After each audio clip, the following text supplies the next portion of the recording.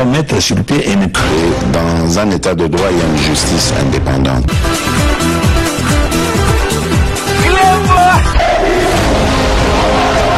Ce n'est pas pour rien qu'il faut des conseils.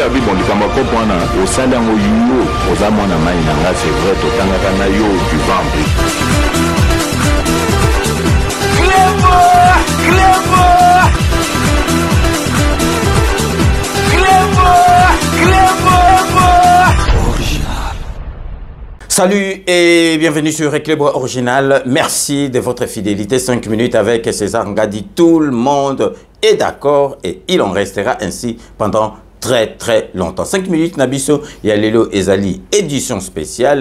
Oyo Tokolak Sabino, briefing Oyeleka mercredi 14 février 2024. Oui, briefing Ezali, système Oyo, ministre et communication Patrick Mouyaya à Tcha.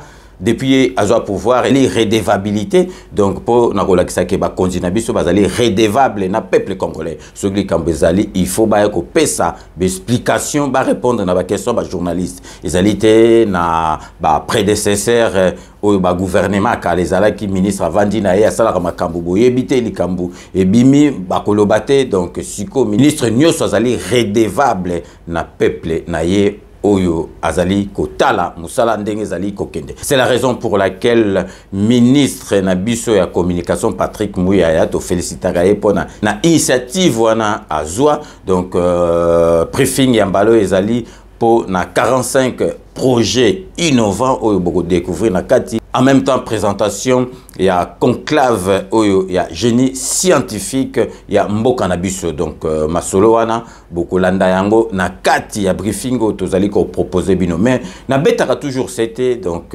biso tozali pays francophone, français ali langue nabiso, donc, officielle, mais, bate belé, français ou le bamarada TV mais mission ou ya français biso ça la makam sur internet ceux qui aux autres les missions mobimba na français batu bako s'intéresser na ngo moins yango na sengaka na ministre ya communication Patrick Mouya oh déjà ça la Rizali vraiment elengi mingi ezali ya ko féliciter tout bando mona so basali loko aboye après basali plateau moko spécial mais babando ça net résumé sur 4 langues mais na sengaka ezali possible ndenge bazo sala briefing wana bazolo bana français mutu moko journaliste moko zawana azo sala traduction directe na lingala o bato bazoka français bazoki français o bazoka lingala bazoka ngo directement na lingala donc na kotika jamais koloba yango donc parce que ezali faisable et ko aider batu ebele balanda yango moninga na sala kango awa mais intro na ngana explication na ngana développement ça na lingala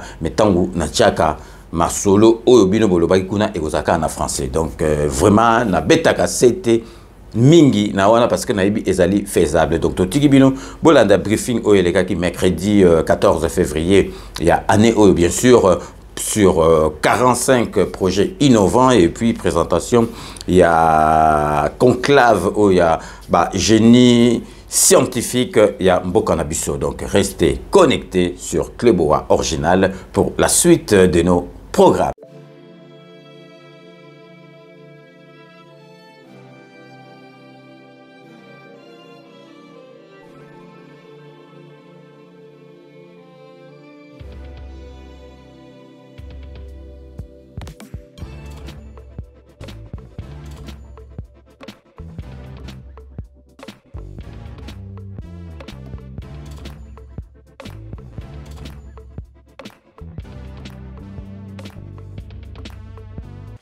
Bonsoir, nous sommes très heureux de vous retrouver dans le cadre de cet exercice de redevabilité qui est un peu spécial ce soir. La preuve, nous ne les faisons pas dans le cadre habituel de briefing, mais plutôt au studio Maman Nguebi de la télévision nationale congolaise.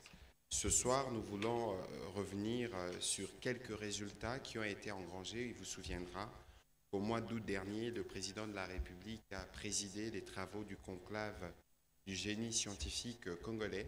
Pour ceux qui avaient eu, comme nous, les privilèges de participer ou de faire un tour au cours de ces assises qui réunissaient nos savants, nous avons tous eu l'occasion de découvrir qu'il y avait beaucoup d'inventions qui pouvaient nous permettre de régler un certain nombre de problèmes. Mais depuis le mois d'août, beaucoup de choses se sont passées sous la coordination évidemment de mon collègue de la recherche scientifique. 47 projets, et non pas 45, comme annoncé précédemment. 47 projets ont été retenus. C'est des projets qui sont déjà prêts à commencer à produire leurs effets sur le marché et à proposer des solutions aux problématiques que nous connaissons dans des domaines divers et variés. Ce sera le point essentiel de l'exercice de ce jour. Mais je ne saurais, même si ce n'est pas le sujet dont on parle ce soir, mais je ne saurais saluer ou annoncer l'arrivée à Kinshasa de notre compatriote héritier Luvumbu, qui évoluait jusqu'il y a quelques jours dans un club rwandais, qui avait arboré le geste « On nous tue » et vous restez silencieux, ce geste héroïque qui a été salué par tous. Et donc il est bel et bien de retour à Kinshasa, nous aurons l'occasion de le rencontrer. Voilà ce que je pouvais dire en guise d'introduction de cet exercice. Monsieur le ministre de la Recherche scientifique, c'est autour de vous que les travaux se sont déroulés, de ces conclaves, les présidents de la République y étaient, à l'ouverture comme à la clôture. Quelles sont les bonnes nouvelles que vous voulez annoncer à la communauté nationale ce soir? Vous avez la parole. Merci, Excellence, Monsieur le ministre de la Communication et chers collègues. Messieurs de la presse, je vous salue. Vous avez suivi au mois d'août qu'il y a eu les assises d'un conclave du génie scientifique congolais, présidé de bout en bout et clôturé par le président de la République. Pourquoi génie? Pourquoi conclave? Pourquoi scientifique? Et pourquoi congolais? Nous savons, nous tous, que l'économie d'un pays constitue en fait le fondement de son indépendance. L'indépendance sans économie n'est qu'une indépendance qu'on appelle nominale. Notre pays est considéré comme un géant potentiel parce qu'il a tout pour devenir un géant réel, universel. Il a, jusqu'en 1960, été un géant en Afrique. Parce que, je me rappelle, à ce moment-là, je terminais l'école primaire, en 1960, nous avions une économie qu'on appelait l'économie la plus puissante de l'Afrique noire, même avant, je crois, l'Afrique du Sud. Mais cette puissance-là était tenue par des étrangers, par des scientifiques, par des économistes, belges essentiellement, qui en 1960 sont partis.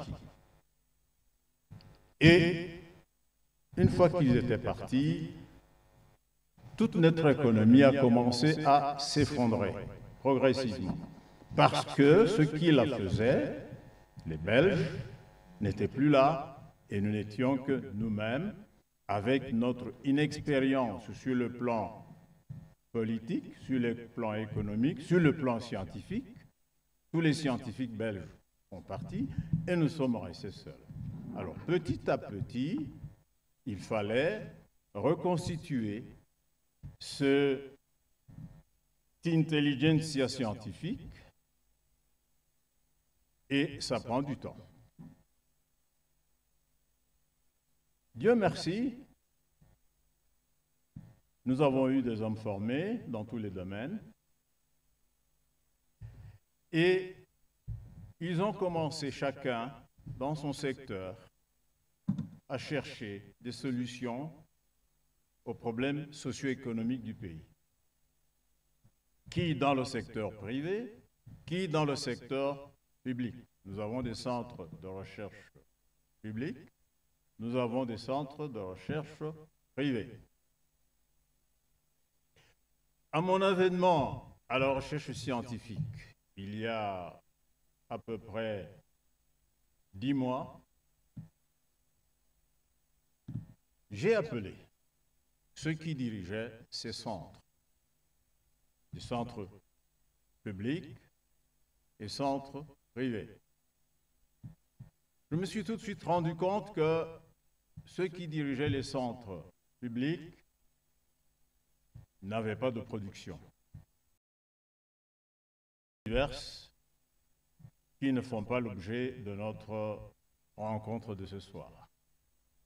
Mais les centres de recherche privés, individuels, souvent chacun dans son petit laboratoire, dans sa petite cuisine même, m'ont donné de la matière, de la substance, pour pouvoir organiser ce que nous avons appelé le conclave du génie scientifique congolais. Nous l'avons appelé conclave parce qu'il remplaçait les colons belges qui étaient partis, et donc cette intelligentsia-là était morte, et quand une intelligentsia est morte, eh ben on fait un conclave pour la remplacer. Et le remplaçant, c'était le génie scientifique congolais qui, au fur et à mesure du reste de 60 ans, a pu reconstituer des cerveaux pour pouvoir prendre en main la technologie et la science de notre pays. Et ce conclave a réuni à peu près 300 chercheurs, inventeurs, venus majoritairement du pays, de l'intérieur, et une partie de l'extérieur. Et ils ont exposé leurs prix d'invention, d'innovation. Au bout de 3 semaines, nous avons considéré qu'il y avait 126 inventions et innovations qui pouvaient déjà être considérées comme qualitativement admissibles, éligibles à entrer dans l'économie nationale. On a approfondi la sélection et au bout de 2 semaines, on a retenu 47 inventions, innovations pouvant être déjà consommées comme produits d'invention, d'innovation par le peuple congolais. Et dans divers domaines, je crois à peu près 8 domaines. On vous les montrera. Le président de la République, qui avait inauguré le conclave et qui l'a clôturé, à la clôture, lorsqu'il a eu le rapport du conclave, il a donné instruction au Parlement et au gouvernement que, à partir de 2024, donc maintenant, ces 47 inventions, innovations congolaises 100% devaient entrer dans la vie socio-économique du Congo. Il fallait donc prendre les dispositions requises, chacun à son niveau, au niveau du Parlement. Ça a été fait. Au niveau du gouvernement, ça a démarré pour que le Congolais commence à consommer le fruit de sa propre production intellectuelle, de son génie. Le coût total pour que ces inventions, je fais une parenthèse, une invention, un prototype, c'est comme un nouveau-né, c'est comme un poussin qui vient de sortir du ventre de sa mère. Pour que réellement il soit rentable, utile à la société, il faut le faire grandir. Le faire grandir ce n'est plus le rôle du ministère de la Recherche scientifique. C'est le rôle du ministère des petites et moyennes entreprises et ensuite du ministère de l'Industrie. C'est la raison pour laquelle mon collègue des PME est ici pour qu'il puisse nous dire comment il va prendre le relais, la reprise, si vous voulez, entre la recherche scientifique qui a mis au point le prototype, qui a fait sortir le poussin, qui a fait naître le bébé et l'introduire dans la société, la communauté nationale. Je pense qu'à ce stade-ci... Voilà. En termes de mots introductifs du ministre donc, de la Recherche scientifique, comme vous pouvez regarder sur les écrans à gauche et à droite, nous avons résumé la synthèse de ce qui est ressorti de travaux du conclave du génie scientifique congolais qui était, faut le rappeler, un moment historique où on mettait en avant-plan nos savants parce que très peu avaient justement vu un tel événement dans les années passées. Monsieur le ministre de PME, vous êtes associé justement, comme le disait notre collègue de la recherche scientifique, à cet exercice parce que vous devez prendre le relais. Dites à l'opinion concrètement comment cela va se passer. Il y a des innovations, vous êtes des PME, demain le Congolais a besoin de consommer rapidement ces produits. Qu'est-ce qui va se passer? Merci, chers collègues, pour l'invitation. Au fait, lors du conclave, vous l'avez bien suivi, qu'à chaque visite, le chef de l'État a appelé le ministre de l'entrepreneuriat et petite et moyenne entreprise. Et ça veut dire que nous avons du travail à faire parce que tous ceux qui innovent, tous ceux qui inventent ne sont pas nécessairement entrepreneurs. C'est des gens qui ont des idées, qui les matérialisent et peut-être qu'ils n'ont même pas d'argent, juste les moyens de bord. Je voudrais revenir sur les pulcheurs de manioc qu'on avait vu la dernière fois. On a inventé une machine qui épulche le manioc. Vous savez, dans nos villages, on le fait avec le couteau. Voilà, c'est dépasser ça, il faut des machines pour que ça puisse aider à bien décortiquer le manioc. Il le fait, mais sans valeur ajoutée, sans idée d'entreprendre, sans idée de dire je produirai autant, je ferai les chiffres d'affaires d'autant. Lui, son problème, c'est d'épulcher le manioc, il s'arrête là. Ou à la rigueur, il peut dire je vais aller dans les plateaux des Batéké, je vais aller à Mbujimaï ou ailleurs, et je vais commencer à vendre une machine après une autre, ainsi de suite. Et ça, c'est pas vraiment l'entrepreneuriat. Et donc, après l'invention, après l'innovation, il y a la capacitation à faire. Et même des fois, lorsqu'on a inventé, comme les pulchères, je l'ai dit ici, on lui a même fait des remarques là-dessus, ben, comment on peut récupérer les déchets, parce que les déchets, on ne les jette pas comme ça, et puis comment on peut y mettre de la valeur ajoutée. La République a mis en place des structures comme la NADEC pour aider à parfaire les inventions. Et donc, comme dans l'axe, il y a deux axes, 1 et 2, du chef de l'État, pendant la campagne, vous l'avez suivi, il a insisté sur la création de l'emploi par l'entrepreneuriat. Et donc, c'est cela. Nous allons créer de l'emploi avec cela. Et quand on dit des millions d'emplois, les gens, ils doutent, ils ne croient pas. Je donne l'exemple de l'épulchère, parce que je suis encore. Cette épulchère-là peut donner de la valeur ajoutée. Allez, vous épulchez, on vous paye, vous arrêtez là. Vous avez 10 épulchères comme ça, vous avez 10 jeunes qui travaillent, ils sont salariés, ça s'arrête là. La même personne peut dire, bon, je voudrais, au-delà d'épulcher, écraser le manioc, en faire la farine. Deuxième société ou deuxième entreprise, ça peut être une entreprise mère avec plusieurs sous-entreprises ou petites entreprises, ça dépend.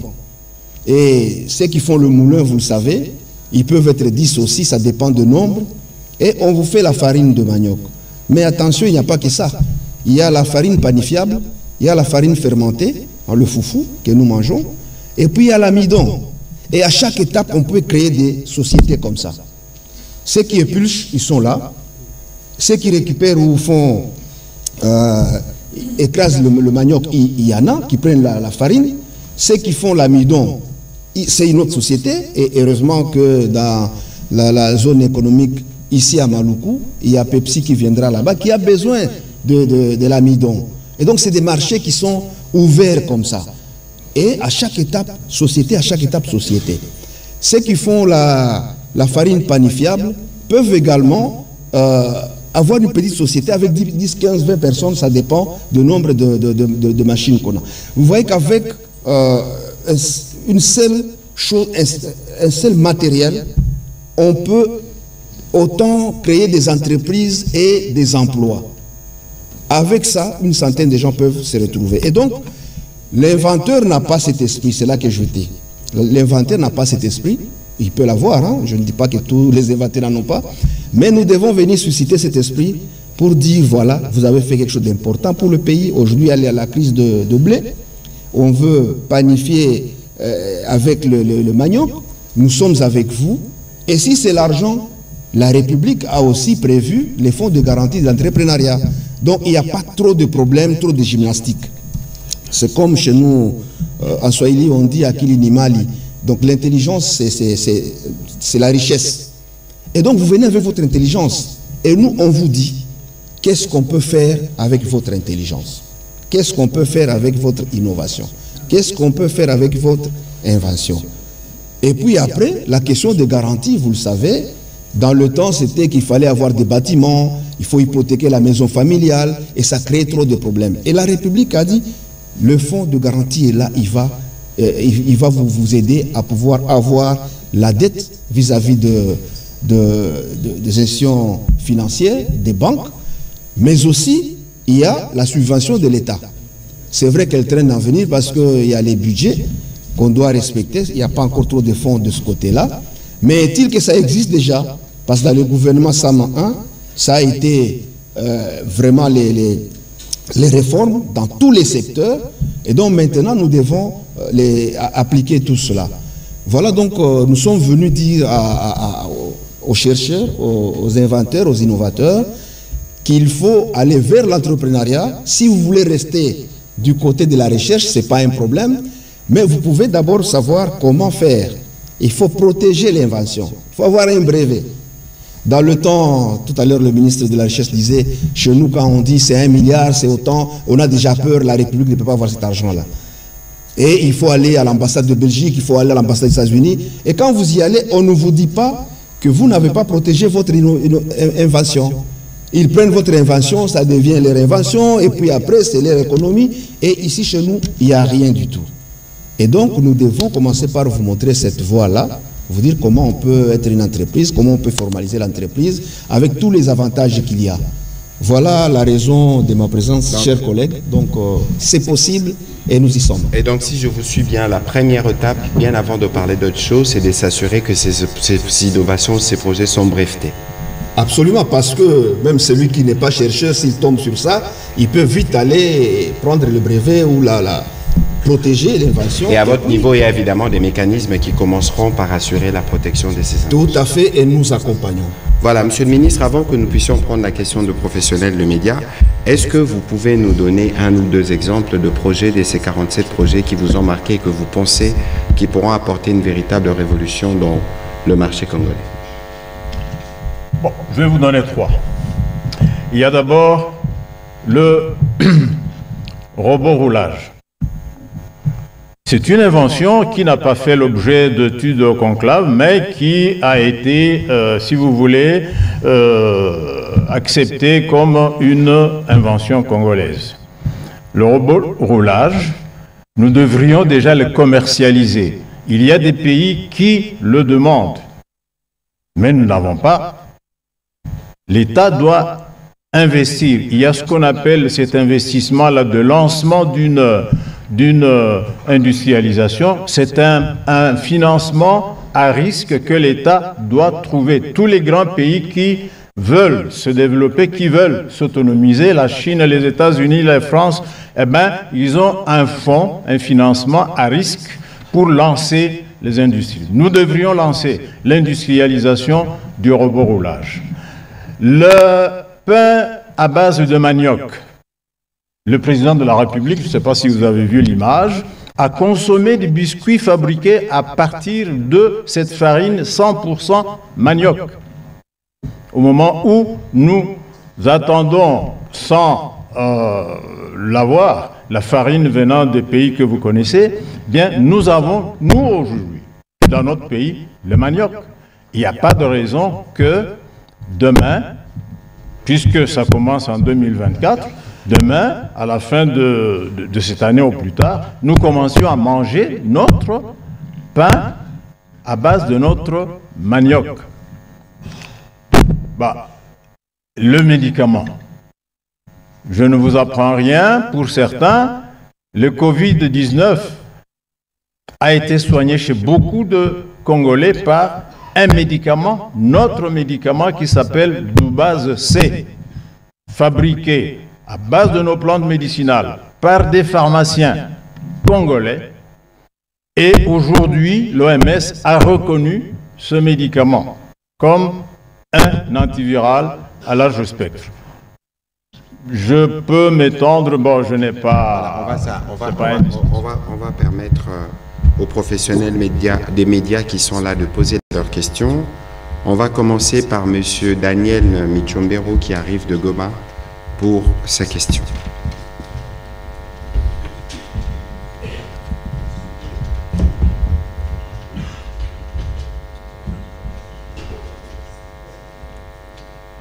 Le prochain, ce sera Pichu Mulumba, et puis Jordan Maïnikini, et j'espère la Bunda. Comme ça, vous commencez à avancer pour faire une économie de temps.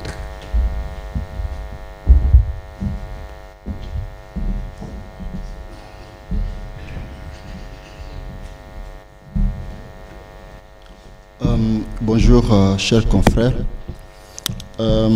Ma question, je l'adresse au ministre de l'entrepreneuriat.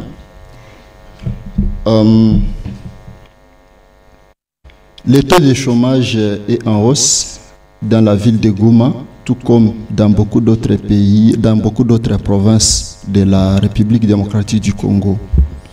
L'on constate cependant une résilience dans la ville de Goma, où les jeunes essayent de donner le meilleur d'eux-mêmes. Je donne ici l'exemple d'un jeune Omunja Manassé qui, grâce à son entreprise Kivu Labou, essaye d'employer beaucoup de déplacés internes, dans les cas de déplacés bien sûr, pour cultiver et produire beaucoup de patates douces qui nourrissent aujourd'hui la ville de Goma, asphyxiée, comme vous le savez, à cause de cette guerre imposée par les Rwandais. Beaucoup de spécialistes dans le domaine pensent qu'il y a des choses pour ce qui se passe dans la ville de Goma. Il y a ces taux de chômage en hausse qui poussent beaucoup de jeunes à aller vers les groupes armés. Mais aussi, il y a cette question de bien vouloir sauver sa nation contre cette agression rwandaise. Je veux savoir ici quels sont les mécanismes du gouvernement congolais pour encadrer ces jeunes qui essayent quand même de donner le meilleur d'eux-mêmes en faisant l'entrepreneuriat dans ce sens. Merci. Monsieur le ministre, vous pouvez répondre à cette question spécialement, mais on souhaiterait que nous puissions rester dans le cadre de la conversation de ce soir. Mais en tant que membre du gouvernement, je peux quand même dire que le gouvernement fait beaucoup. Et élu de Goma. Et élu de Goma. Et donc, par exemple, la création de ce corps des réservistes avec des généraux, c'est comme un état-major parallèle. Donc, le gouvernement est en train de bouger de ce côté-là pour que ces différents jeunes qui rentrent dans l'armée pour défendre, pas pour combattre, soient bien encadrés. Et puis par après, lorsque les uns iront dans les réservistes ou dans le groupe de la réserve de la République, les autres, ils pourront trouver de l'emploi. Vous avez dit qu'il y a la résilience à Goma. Parce que nous avons essayé de faire des concours sur les plans d'affaires, et à tous les concours de plans d'affaires, s'il y a 5 gagnants, 3 viennent de Goma. Et donc, et des fois même lorsque nous arrivons à Goma, nous nous disons, mais est-ce que c'est vrai, il y a cette souffrance-là? Si vous ne connaissez pas les populations, vous ne saurez pas qu'il y a la souffrance. C'est là où on mange 3 fois par jour. Bon, le repas n'est pas trop cher par rapport à la République, malgré la guerre. Ce que nous faisons aujourd'hui, d'ailleurs, pour ce qui est de PADMPM, le collègue me rappelait tout à l'heure, il y a eu 100 millions de dollars qu'on avait injectés dans l'économie des provinces, notamment la province de Goma. Et beaucoup en ont eu. J'ai vu même les mamans des marchés de Virunga, parce que vous avez parlé de Goma, qui ont reçu l'argent de la République. J'ai été voir même des grands, comme les Chamoki et autres, qui étaient aussi renforcés. On leur a remis du matériel qui coûtait plus de 200 000 dollars. Et donc le gouvernement fait assez, mais les gens ne voient pas. C'est ce que nous sommes en train de faire. Hier, à la RTNC, on a suivi, j'ai lancé une campagne d'enregistrement des mamans, ou micro-entrepreneurs qui doivent être financés. Bien sûr qu'il n'y a pas que ces mamans, bientôt aussi on fera les concours de plans d'affaires. Nous avons 300 millions de dollars pour le premier semestre ici. Et donc, rassurez-vous que l'État travaille et qu'on pourra facilement trouver de l'emploi. Mais il faut rappeler que ce n'est pas le gouvernement qui crée l'emploi, ce sont les privés. Et c'est comme ça que nous disons, au-delà des subventions remboursables, nous pouvons aussi donner de la subvention non remboursable. Comme les 300 millions de dollars, c'est la République qui a mis une enveloppe pour qu'on puisse accompagner les entrepreneurs. De ce côté-là, ne vous en faites pas. Voilà, on va prendre les questions de Pichu Mulumba. Je dois rappeler quand même que pour le cadre, dans le cadre du programme PADEM-PME, c'était 100 millions de dollars pour 1100 entrepreneurs, à peu près avec 100 000 dollars par entreprise à 1000 entrepreneurs, repartis à travers 100 millions d'habitants dans toute la République démocratique du Congo. Parfois, on a du mal à percevoir, même si le chiffre 100 millions peut paraître beaucoup. Mais c'est pour ça que d'ailleurs, nous discutions avec la FEC à propos pour voir comment on peut assurer un programme d'accompagnement aux jeunes entrepreneurs. Nous allons nous assurer que cela soit plus effectif, comme ça, les gens pourront voir la stratégie du gouvernement développée dans ces secteurs. Monsieur Pichu Mulumba, vous pouvez poser vos questions. Merci pour la parole. J'ai deux petites questions au ministre de la Recherche scientifique. Je suis autant captivé par les tableaux des résultats du conclave, mais je vais rester dans le pragmatisme. S'il faut évaluer de manière chiffrée la capacité congolaise des prises en main, d'élever des commandes scientifiques et technologiques de notre économie, la RDC sous votre ère aura quelle note sur 10? Deuxième petite préoccupation, la volonté du gouvernement pour le développement doit également se traduire dans les chiffres. À quelle hauteur se situe le budget aujourd'hui de la recherche scientifique et quelles sont les perspectives pour 2024, l'année en cours? Bon, vous demandez s'il faut chiffrer quelle note il faut donner à l'activité que j'ai menée. La capacité congolaise de la prise en main, d'élever des commandes scientifiques et technologiques de son économie. Découlant de ce que nous avons fait. Écoutez, il faut commencer par le commencement. Je vais vous dire que la Chine, qui aujourd'hui est en passe de devenir la première puissance économique du monde, et dans les années 80, je ne sais pas quel âge vous aviez, eh bien, la Chine était au même niveau que nous, à ce moment-là. Mais la Chine a mis du paquet dans la recherche scientifique, l'innovation. Et ils ont inventé ce que nous appelions dans les années 80-90 de la camelote chinoise. Beaucoup d'entre vous achetaient des radios venant de la Chine et le matin, la radio fonctionnait, le soir, elle ne fonctionnait plus. Aujourd'hui, ce n'est plus le cas. Les produits haut de gamme, même en Occident, sont chinois.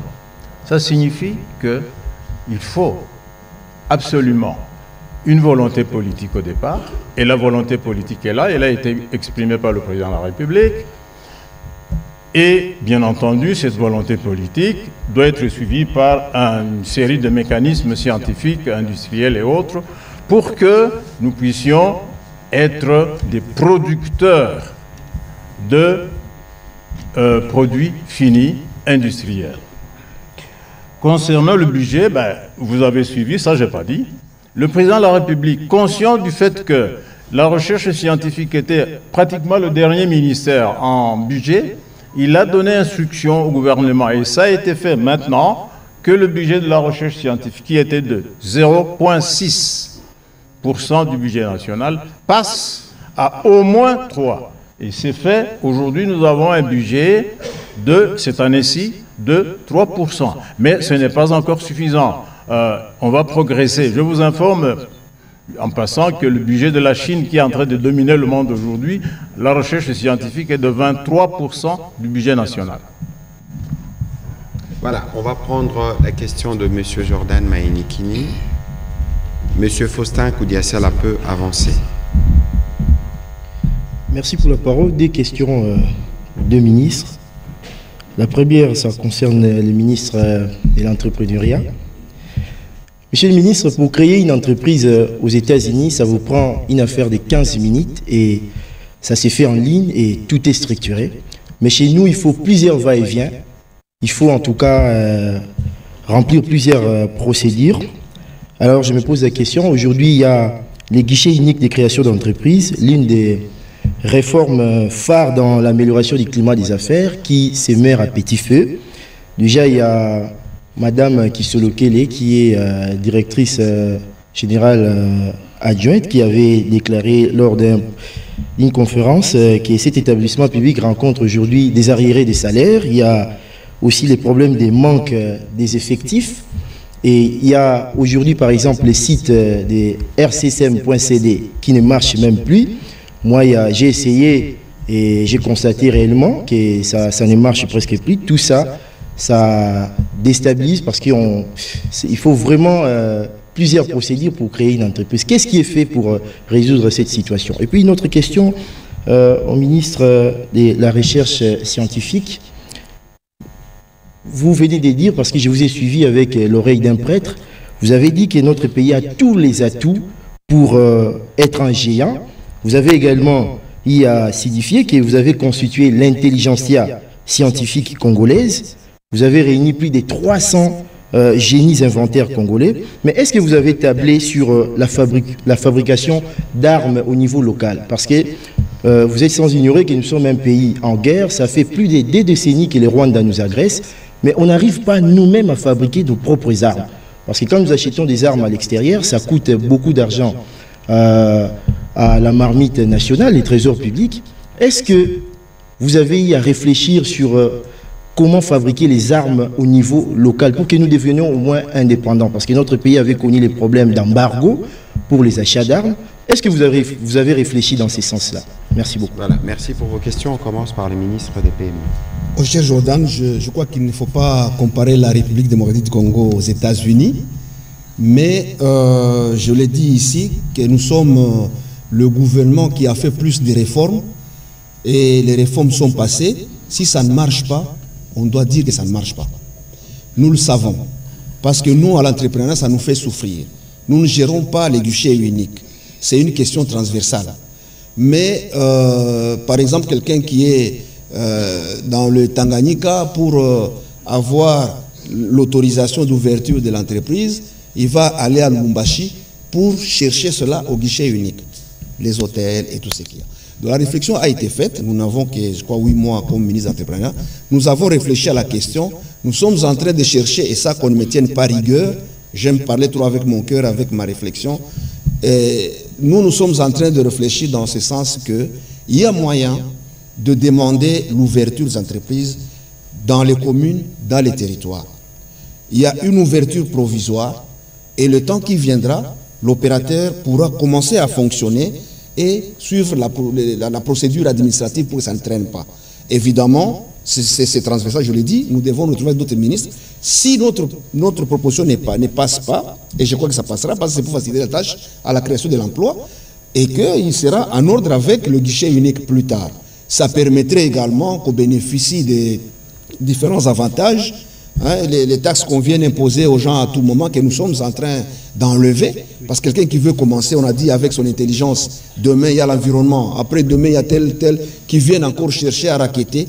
Non, nous devons mettre fin à cela. Donc les nouvelles entreprises congolaises doivent bénéficier de ce genre d'avantages. On dit par exemple 2 ans sans qu'il y ait ce genre de tracasserie. Ce n'est qu'après 2 ans, évidemment, c'est comme ça que nous cherchons à ce que les gens viennent vers nous, qu'on les accompagne.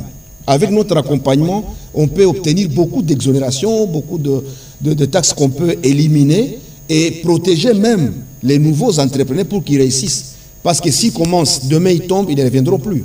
Ils vont changer de filière. Là, peut-être que ce n'était pas le don que Dieu leur a donné. Et donc, voyez-vous, nous sommes en train de réfléchir sur ça et que ça pourra tenir. Il faut alléger le plus possible la tracasserie au niveau de la création de l'entreprise. Donc, on pourra le faire avec les communes et les territoires si on m'entend bien. Alors, pour un petit complément sur la question du guichet unique des créations d'entreprises, d'abord, il faut savoir que c'est un service public qui relève des compétences du ministère de la Justice. Et je crois savoir justement que sur cette question spécifiquement, le président de la République, dans un des conseils de ministres récemment, avait interpellé la ministre de la Justice à ces propos. Et je pense que des contacts ont été pris entre elle et les collègues des Finances pour s'assurer que la question puisse être réglée. Peut-être qu'on pourra en reparler après ces briefings ou demain pour vérifier l'état de la question et vous pourrez, à travers vos canaux, informer les compatriotes sur ces points. Monsieur le ministre de la Recherche scientifique, pour répondre aux questions qui vous étaient destinées. Oui, il a posé la question d'un Congo géant qui n'a pas de fabrique d'armes. Est-ce que nous y avons songé? Ce n'est pas à nous d'y songer, c'est aux différents scientifiques d'avoir le génie, chacun dans sa tête, pour le faire.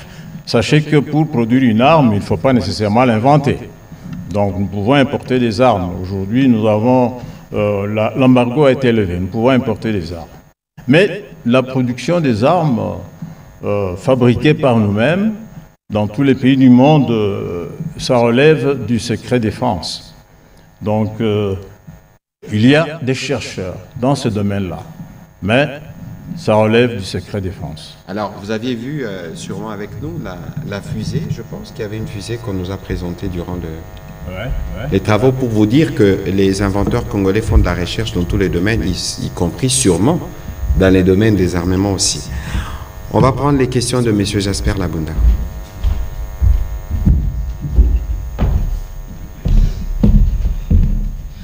Merci beaucoup. Monsieur le ministre de la Recherche, à l'initiative de ce conclave, l'intérêt était de planter les piliers de la renaissance de ces secteurs clés de la vie nationale, bien entendu, du fait qu'il faudra mettre en place une politique de recherche technologique rigoureuse et volontariste. C'était d'ailleurs ça vos propos lors de ces conclaves. Mais la problématique d'insalubrité causée par des déchets plastiques continue à persister. Est-ce que vous n'avez pas pensé à recruter ou encore à sélectionner les individus qui transforment le plastique ici à Kinshasa? Question de voir dans quelle mesure on peut aussi résoudre cette problématique. Monsieur le ministre de la Recherche scientifique, est-ce que dans les solutions ou durant les travaux, il y avait des solutions qui allaient dans ce sens-là? Oui, il y en a eu deux. Je ne me rappelle plus exactement du prototype, mais il y a eu deux inventions qui ont été retenues pour être déjà développées relativement au traitement des déchets plastiques. Vous pouvez vous rassurer. Voilà, on va prendre les questions de M. Faustin Kodiasala. Je vais demander à M. Pascal Massirika et Dandy Dunga d'avancer.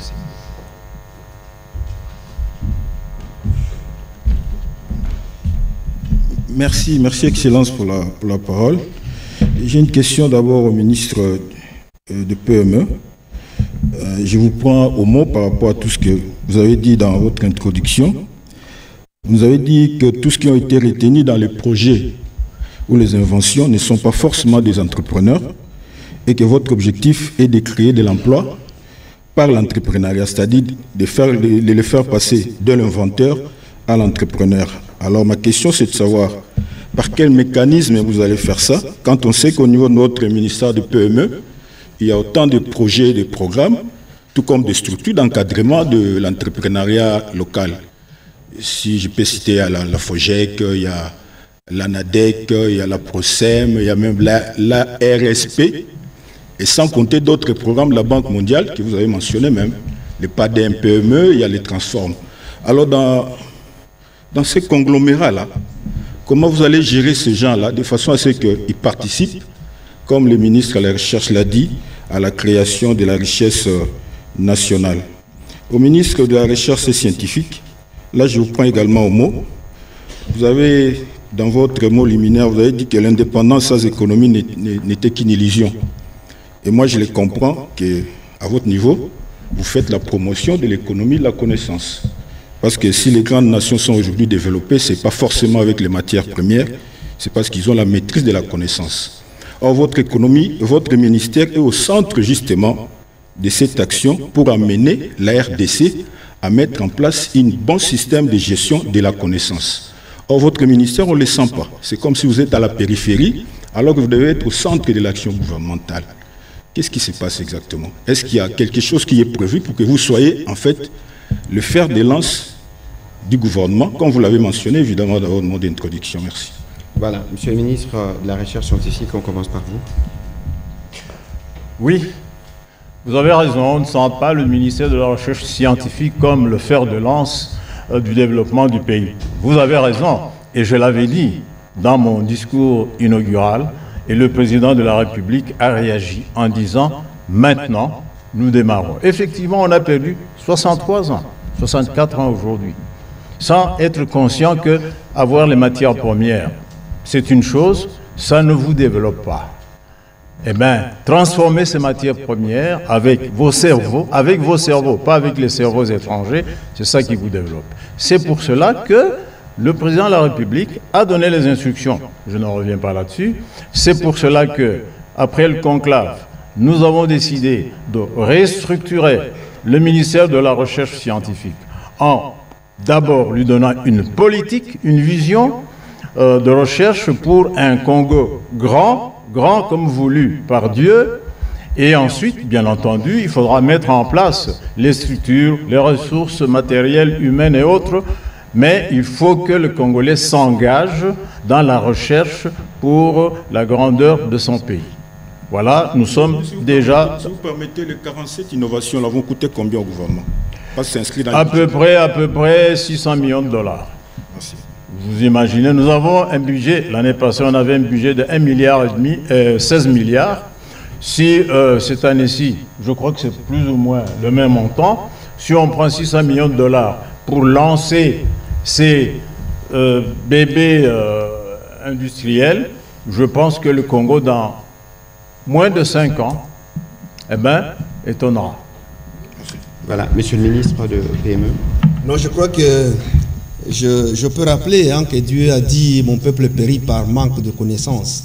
Et c'est ce que nous cherchons, avant que les collègues ne décident, soit pour le gouvernement ou le Parlement. Je vais voir avec lui si... et moi aussi, il n'y a pas que lui. Si je peux, avec lui, avoir quand même une émission sur l'entrepreneuriat, c'est important. Je l'ai dit ici, nous avons un ADEC, vous l'avez si bien dit, il faudra peut-être poser la question, pas dans le sens de mécanismes, parce que les mécanismes sont plantés, ils sont là, peut-être la capacité et les moyens que nous avons. Et l'ANADEC, le FOGEC, la PROSEM, qui encadre la classe moyenne, parce que nous voulons créer aussi la classe moyenne en République démocratique du Congo, tous sont financés par un petit pourcentage de ce que l'ASP gagne dans les travaux des sous-traitances et tout ça. C'est encore peu que ça ne peut pas couvrir la République ou aider ou répondre à ce besoin-là. Et c'est pourquoi qu'il y a eu, pas d'un peu, mais Transform, c'est l'argent de la République, même si c'est la Banque mondiale, c'est l'argent de la République. Son Excellence, Monsieur le ministre de la Communication, a dit il y a eu 100 millions injectés dans ce secteur-là. Je viens de répéter que nous avons 300 millions pour ce semestre ici. Le Pulcher. Et ici, il faut retenir que ce n'est pas les 47, du coup nous sortons, nous prenons, non. Nous avons besoin aujourd'hui de répondre aux besoins de la population primaire. Le peuple a besoin de quoi? D'en manger. Quand il y a une épulchère comme ça, là vous voyez, comme je l'ai dit, la valeur ajoutée, vous voyez des sociétés qu'on peut créer à partir seulement de l'épulchère. Et nous disons, allons-y. Dans le 300 millions, je l'ai dit, nous voulons atteindre plus de 50 000 femmes, mamans, qui sont dans la micro-entreprise. Nous allons financer, on prendra juste une enveloppe. Et l'autre enveloppe, ça sera dans les COPA, donc le concours de plan d'affaires. Et c'est cela maintenant, l'homme des Pulchers, il vient vers nous, nous l'aidons à monter ce plan d'affaires, parce que lorsque vous avez fait un plan d'affaires qui n'est pas bancable, qui n'est pas techniquement ou financièrement acceptable, on ne peut pas donner l'argent et pourtant, c'est important pour la République. L'agroalimentaire aujourd'hui, ça nous tient, nous devons arriver à répondre aux besoins de la population. Et donc, celui-là, s'il vient vers nous, on va l'aider à faire ce plan d'affaires, il va concourir dans les 300 millions de dollars, il est retenu parce que c'est important. Nous cherchons ce qui est important de tous les plans d'affaires qu'il y a. Et on sort l'argent, on lui donne, quels que soient les montants. Et il commence par là. Mais si on lui donne l'argent, comme ce n'est pas remboursable, nous allons l'accompagner par nos agences pour lui montrer comment on gère. Ce n'est pas demain pour les mamans Malewa que j'ai vu même dans le marché de Goma, on lui a donné 2000 $. Elle qui vend les tomates, au lieu de penser à aller faire le champ de tomates, commencer à prendre, à les vendre, et voilà, la valeur ajoutée. Bon, il a pris d'abord 1000 $, c'est pour mettre la toiture de la maison, et puis les minervats des enfants, et il est resté avec 100 $, il ne pouvait rien faire, et finalement on trouve que rien n'a été fait. Et donc, c'est plutôt la capacité que nous avons pour réaliser ce que nous disons ici. Et la capacité, je l'ai dit, par exemple, pour les 6 mois ici, nous avons 300 millions $. C'est quand même quelque chose qui est un paquet qui peut aider à booster quelques innovations, quelques inventions. Voilà. Je pense que du point de vue des entrepreneurs, vous l'avez vu le 30 octobre dernier, le président de la République a eu un moment avec des jeunes entrepreneurs et que pour nous, il y a une véritable stratégie d'accompagnement de ces jeunes, chers collègues. Tout à fait. Je ferai de mon mieux, peut-être avant de faire le choix, comme vous l'avez signé tout à l'heure, pour que vous puissiez nous dire la démarcation qu'il y a entre FOGEC, ARSP, APROSEM, et comprendre véritablement la stratégie du gouvernement dans les secteurs de PME. On va prendre les questions qui nous restent en série parce que nous devons libérer les temps d'antenne. Nous avions monsieur Dandy Lunga, monsieur Pascal Massirika, je vais appeler monsieur Prince Maïro et madame Joséphine Mawete pour terminer. Collègues, si vous pouvez enregistrer les questions, nous y répondrons en une seule vague, comme ça nous pourrons permettre la diffusion du journal. Merci beaucoup, monsieur le ministre, pour la question. J'ai une question pour le ministre de la Recherche scientifique. Après quelques investigations dans les établissements d'enseignement supérieur et universitaire, je précise bien technique. Donc je vois ISAM, ISTA, INBTP.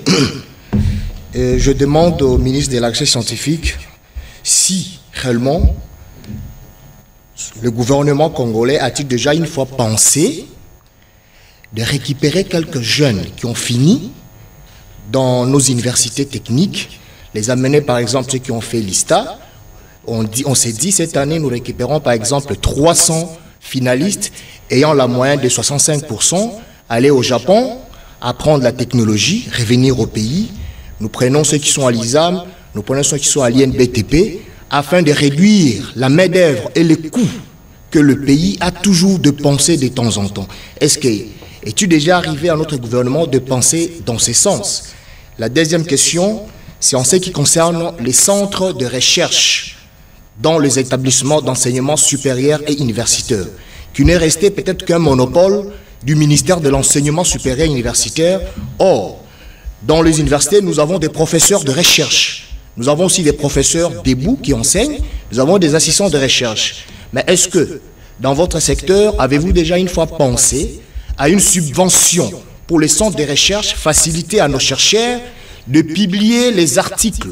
Il y a les quelques centres que j'ai eu à investiguer sur terrain, d'où vous trouvez, on vous dit, la page, c'est à 5 $. Et vous trouvez qu'un assistant de recherche qui vous touche, par exemple, 340 000 francs. Est-ce que celui-là peut-il vraiment avoir la possibilité de publier 2-3 articles l'année? Si vous pouvez avoir des éclaircissements à ce sujet, monsieur le ministre. Je pense qu'on a noté les questions. Monsieur Pascal Massirika, s'il vous plaît.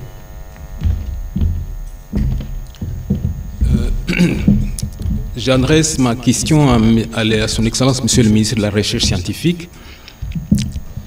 Quelles assurances donnez-vous à la communauté congolaise de faire en sorte que cette fois sera la meilleure, que les 47 inventions qui ont été identifiées pourraient faire baisser la forte tendance du secteur minier sous l'économie nationale depuis plusieurs années, depuis des décennies. C'est comme ça que ça s'est fait en réalité. La deuxième question, je voudrais vous la poser en Kiswahili pour les milliers d'auditeurs et internautes de Radio Okapi. Après avoir répondu à cette première question, j'aurais souhaité que les milliers d'auditeurs et internautes swahiliphones puisse vous écouter, Excellence, Monsieur le Ministre. Merci. Monsieur Maïro Prince. Merci. J'avais plusieurs questions, mais certains ont trouvé déjà de réponses. J'adresse ma première question au ministre de la Recherche scientifique. Dans les images qui défilaient, on a parlé de 4 critères sur base desquels ces projets ont été sélectionnés. Qui sont-ils, ces critères? Et puis au ministre de PME, quels sont les mécanismes que vous avez mis en place pour assurer l'effectivité de la mise en œuvre de tous ces projets qu'on a sélectionnés? Merci. Voilà, on va terminer avec Madame Joséphine Mawete. Merci. La première question s'adresse à l'Excellence, Monsieur le ministre de la Recherche scientifique. Les conclaves s'est tenu depuis le mois d'août de l'année dernière, depuis carrément 2023. Et jusqu'à quand les participants, les candidats devront-ils attendre pour la mise en œuvre carrément de cet accompagnement que vous leur avez promis? Et ils sont tous des jeunes, carrément ils s'impatientent déjà, et c'est la question qui vient d'une des participantes. Aussi, si je dois m'adresser au ministre de PME, vous avez parlé du projet Transform qui carrément regorge 300 millions de dollars. Il y a quelques jours, vous avez lancé la campagne de sensibilisation d'enregistrement, c'était à la RTNC. Est-ce que dans les jours qui suivent, nous pourrons carrément vous revoir pour en discuter carrément en long et en large pour qu'il y ait plus d'éclaircissements aussi pour le public qui suit le briefing? Merci. Voilà, on va commencer par le ministre de PME, on terminera avec le ministre de la Recherche scientifique. Je commence par la dernière question, madame. C'est vrai, on a lancé hier et beaucoup de gens se posent des questions, comment ça va se passer. Bon, nous d'abord, la première partie, les micro-entrepreneurs, les mamans. Nous voulons atteindre minimum 50 000 mamans qui peuvent recevoir peut-être 2 000 à 5 000 ou 10 000 dollars dans un premier temps. L'enveloppe est là et nous aurons l'argent pour ça. Mais comment ils peuvent faire? Elles entrent dans le site web de Transform pour avoir les informations. Mais la première expérience avec PADEM-PME, nous avons vu beaucoup de failles. Nous nous sommes dit que cette fois-ci, il faudra que les femmes soient enregistrées dans leurs associations. Même si le target ici, il est à formation personnelle, parce que nous allons les former, il faudra qu'elles soient identifiées dans leurs associations. Parce que les associations, c'est facile, elles peuvent nous aider à accompagner facilement. Et donc, après avoir été enregistrées dans l'association, l'association nous présente les fiches. Il y a d'ailleurs Agro Mwinda qui a les capacités, n'est-ce pas, de faire ces enregistrements, qui est dans les provinces qui sont concernées, qui nous aide parce qu'on a signé une convention avec eux à enregistrer ces moments-là. Donc il y aura cette formation. Après la formation, on va donner les moyens et puis la production va accompagner. Oui, nous viendrons pour la redevabilité. J'espère qu'il sera encore là avec nous et il va continuer s'il a bien fait son travail. Nous allons venir pour dire comment nous évoluons, où est-ce que nous sommes, est-ce que ça réussit. Voilà. Et les mamans viendront témoigner si vous voulez, parce qu'on l'a fait, il a dit, le 30 octobre de l'année passée, on a invité des jeunes qui font des chiffres d'affaires en termes de millions, dont la tendance millionnaire. Et il y avait une centaine chez le chef de l'État. Vous avez vu, je crois, au niveau de radio-télévision. Pour ce qui est de Prince, le mécanisme, on l'a dit, c'est vrai, c'est la question même que les collègues m'ont posé d'expliquer. Tous ces mécanismes-là, ANADEC, Project, ça rime à quoi, c'est quoi, il faut expliquer un peu. L'ANADEC, c'était l'OPEC dans le temps. L'ANADEC, aujourd'hui, l'Agence nationale de développement de l'entrepreneuriat au Congo, il est une structure qui va nous aider à la capacitation. Les incubateurs que nous avons. Aujourd'hui, je peux porter les chaussures Made in Italy et Made in Kinshasa. Vous préférez les chaussures de Kinshasa. Alors, les gens qui font les chaussures ici chez nous, comme je l'ai dit, c'est aussi des entreprises, hein, c'est vraiment une chaîne de valeur, la valeur ajoutée qu'ils mettent dans ce qui est des peaux de bêtes. Et donc, ces gens-là, ils viennent chez ANADEC, ils nous montrent ce qu'ils ont fait comme chaussures. On voit si réellement ça répond à la concurrence internationale. Parce que sinon, ça n'avancera pas. On fait les corrections, on montre comment ça doit se faire. Ils le font. Même ça peut prendre 6 mois. Lorsqu'ils auront réussi à passer ce test-là de capacitation, nous allons financer. Ça, c'est l'ANADEC. Il y a le FOGEC, le Fonds de garantie de l'entrepreneuriat du Congo, qui prend maintenant la personne pour dire, votre entreprise, vous avez besoin de combien d'argent pour qu'on vous finance? D'ailleurs, je suis heureux de vous dire que pour ceux qui ont des amis qui font les chaussures ici, le chef de l'État, il nous a instruit pour qu'on revoie la question de Bata. Vous connaissez Bata? C'était presque totalement l'entreprise congolaise. Et il y a encore des bâtiments qui existent. Il y a des choses qui existent pour Bata. Au niveau du ministère de l'Entrepreneuriat, on est en train de suivre ça pour qu'on le donne à ces fabricants de chaussures chez nous. Et donc, nous sommes en train, les mécanismes sont là, nous allons continuer avec. Après cela, parce que nous espérons qu'ils ne vont pas chuter. C'est comme ça que nous disons, même 2, 3, 4, 5 ans, on va les accompagner dans la gestion et même dans la production pour que ça continue à rester vraiment parfait. Et en ce moment-là, lorsqu'ils ont des cadres directeurs qu'ils ont engagés, voilà, la classe moyenne, elle est là, nous n'allons pas les oublier, les laisser comme ça.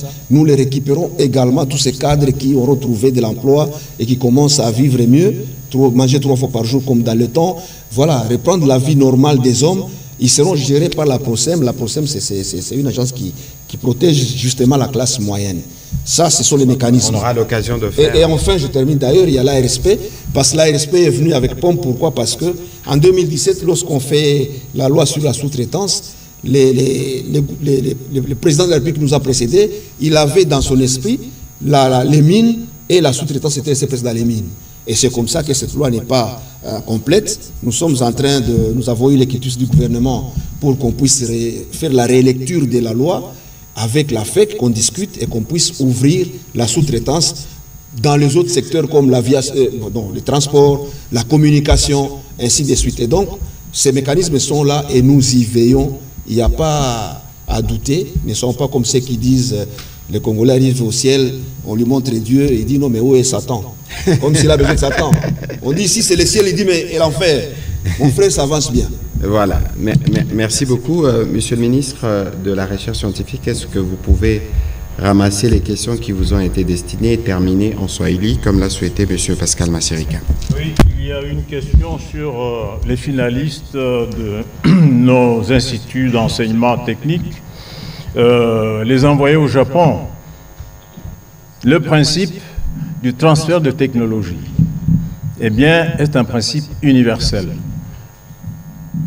La Chine l'a pratiqué, tous les pays pratiquent ça. Ils vont même jusqu'à l'espionnage scientifique. Nous devons aussi passer par ce canal-là. Je vous ai dit que nous commençons maintenant. On a découvert que nous avons des chercheurs, des inventeurs. Eh bien, nous allons dans la politique du ministère de la Recherche scientifique, que nous sommes en train de finaliser parce qu'il n'y en avait pas. Ce qui existait, c'était un embryon, mais qui n'était même pas appliqué. Eh bien, nous allons donner une importance à tout ce qui est acquisition des connaissances techniques, scientifiques extérieures pour les intégrer dans notre pays. C'est prévu. Concernant la recherche universitaire, la subvention des chercheurs dans nos universités, là aussi, ils n'étaient pas subventionnés. Pourquoi? Parce qu'il n'y avait pas de fonds. À partir de cette année-ci, nous avons un fonds national de la recherche scientifique et innovation technologique dans le budget dont je vous ai parlé que le président a demandé qu'on augmente. Ben, nous allons avoir une quote-part de ce fonds qui va aller chez les chercheurs qui auront été préalablement, bien entendu, identifiés comme ayant des sujets porteurs dans la recherche scientifique. Qu'ils soient universitaires, qu'ils soient privés, on ira vers eux dans le cadre de l'institution que nous allons créer, que nous appelons l'incubateur, qui va gérer tous ces gens-là. Concernant l'assurance aux Congolais que les 47 inventions vont baisser l'introversion. Écoutez, là où on injecte 47, il n'y avait rien avant. Il doit y avoir sûrement quelque chose que le peuple va commencer à sentir. Écoutez, je vous donne un exemple. Si à la fin de cette année, nous commençons à manger le pain à partir de notre farine de manioc, mais ce sera sensible. Si à partir de cette année, nous commençons à contrôler notre fisc, à gérer notre fisc avec la solution numérique qui a été trouvée au conclave, c'est-à-dire qu'il n'y a plus de tricherie fiscale, c'est-à-dire que les recettes de l'État vont monter. Le résultat sera visible. Je donne ces deux exemples pour vous dire que les 47, si réellement ils sont implémentés, à la fin de l'année, eh ben, le bilan du président de la République montrera que le Congo est en marche sur le plan de l'innovation et de l'invention. Concernant les critères de sélection des projets, il y a eu des ingénieurs, il y a eu des médecins, il y a eu des scientifiques divers, il y a eu des économistes, il y a eu des juristes dans le jury pour évaluer si réellement le prototype qui est présenté peut être déjà un produit consommable. Je ne vais pas vous dire, je n'étais pas... J'étais superviseur, mais vous pouvez être sûr qu'on n'a pas sélectionné ces 47 sur base de sentiments ou de connaissances. Non. J'ai eu, je crois, un total de à peu près 40 ou 50. Au cadre, la plupart, c'était des professeurs d'université, des PhD, plus des économistes, plus des hauts fonctionnaires que j'ai pris dans les ministères concernés. Enfin, concernant les brevets qui ont été promis, pas les brevets mais les médailles, c'est bien ça. Là, j'ai dit à ceux qui m'ont posé cette question, les médailles, nous les donnerons. Si nous ne les avons pas données, il y avait un problème de financement, il faut payer ces médailles. Le conclave avait un problème budgétaire qui n'est pas encore totalement résolu jusqu'à l'heure où je vous parle, mais nous y songeons. Tous recevront leur médaille dès que cette question financière sera levée. Voilà. La question en Swahili de M. Pascal Masirika. Hivi Mheshimiwa, serikali ya Jamhuri ya Kidemokrasia ya Kongo na bunge la taifa zimekubali hii miradi ya watu 47 ambao ni wajuzi ambao walipanga miradi ya maendeleo. Hii miradi ndiyo umekuja kutuonyesha leo hapa kwenye mitambo ya RTNC. Sasa unasemaje hii miradi itaanza kazi zake wakati gani kwa faida ya wakongomani, ili wakongomani wasiendelee kutafuta chakula cha kutoka nje, wawe tayari kukula mkate ambao unatengenezwa na muhogo ya kutoka Bukavu, ya kutoka Goma, ya kutoka Selembao, ya kutoka Matadi. Mheshimiwa. Asante ndugu Masirika, nasikia ulizo lako. Hakuna shida. Ile namba 47 ya watoto wa Kongo wamevumbua kama wanaweza nao kutengeneza vifaa, vyakula, dawa na vitu vingine. Hii mwaka niliwaambia ya kwamba rais amepana ordre, instruction ku gouvernement na ku parlement kama hii mwaka wanapaswa kutajarisha fedha ya kuweza kutengeneza, kuwapatia wale wa inventeur na ministère ya PME, tuanze kuona kweli kama tunaweza kula mkate ya muhogo wetu, kama tuweza kukamata dawa ya mashamba ya miti yetu, kama tunaweza kutembea na gari yenye sisi wenyewe tumetengeneza elektrika, hapana ya combustion. Hapa sasa niko na kuambia tuko tunangoja budget imeanza, fedha zitaanza kutoka, wale watu tutawatuma ku PME. PME atafanya kazi yenye alisema, kama wanapaswa kupata brevet, wanapaswa kupata fedha ya kuanza kutengeneza vifaa, na vile mwisho wa mwaka nadhani niko sure kama mwisho wa mwaka kutakuwa juu ya hii 47, mwisho wa hii mwaka kutakuwa au moins tafadhali 20, watu wataanza kuona kama ni kweli ni vitu viliundwa na wakongomani. Voilà, merci beaucoup pour la question. Pascal Massirika voulait savoir comment le 47 projets, donc l'exécution de ces 47 projets pourra commencer à bénéficier aux Congolais. Je pense c'était en synthèse sa question et le ministre lui donnait justement de garantie qu'il faut croire que les dispositions qui ont été prises permettront aux Congolais de voir les résultats de ces 47 innovations. Voilà, mes chers collègues, c'est par ici que nous terminons cet exercice de redevabilité. Il y a évidemment beaucoup de questions sur la question de PME.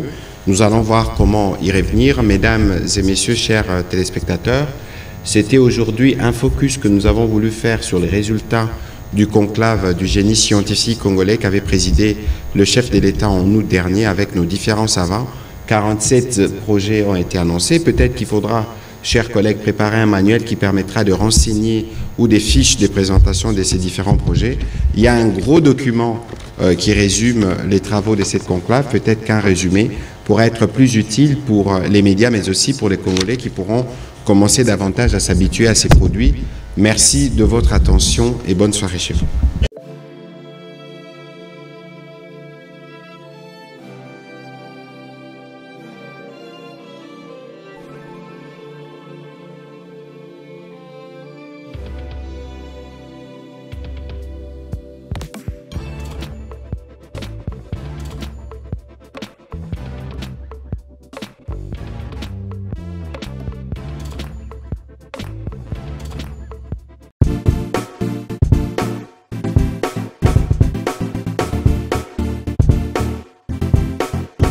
On doit mettre sur pied et mettre dans un état de droit et une justice indépendante.